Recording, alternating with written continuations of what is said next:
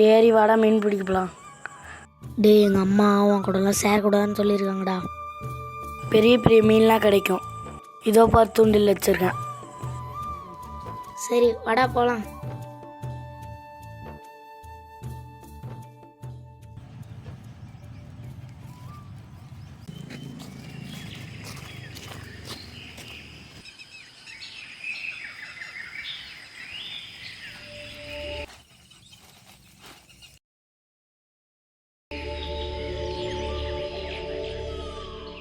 நேற்றுக்கு லேட்டாக வீட்டுக்கு போனதுக்கு எங்கள் அம்மா விளக்கமத்தில் அடிச்சிட்டாங்கடா.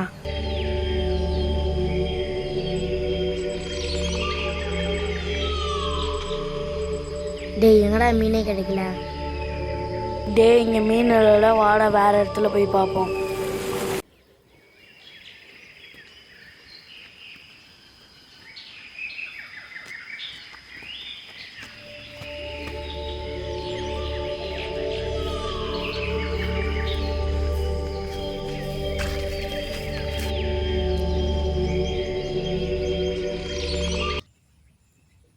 எங்கேயாவது மீன் கிடைக்குமாடா? இங்கே தாண்டா மீனே இருக்கும்.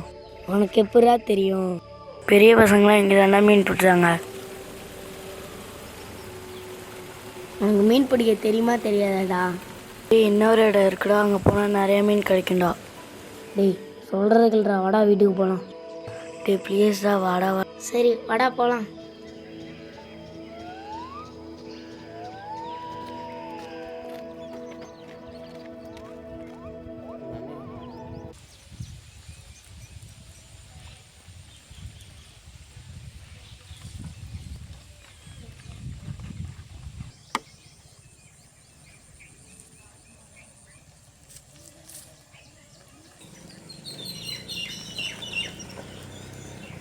எங்கடா போகிறீங்க?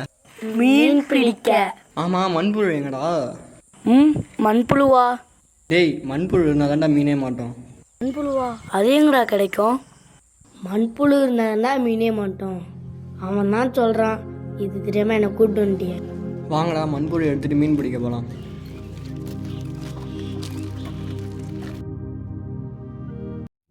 ரிஷி உனக்கு எத்தனை மாதம்டா ஸ்கூல் லீவு? 1 மாதம். எனக்கும் தான். கடலில் தான் நிறையா மீன் கிடைக்குமாமே. கடலா? நான் இப்போ தான் ஏரிக்கே 2வது வாட்டி வரேன். நான் தான் 2-3 வாட்டி போயிருக்கேன். சைக்கிள் எடுத்துகிட்டு வரலையாடா? அது என் ஃப்ரெண்டோட சைக்கிள் தான், அவன் வந்து எடுத்துப்பான்.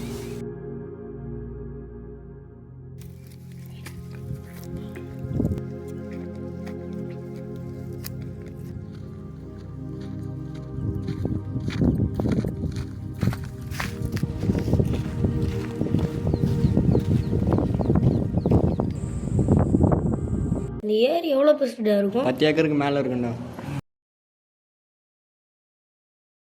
டேய் இங்கடா மீனே கிடைக்கல. இப்போ மாட்டும் பாடுறா. மாட்டிக்கிச்சுடா.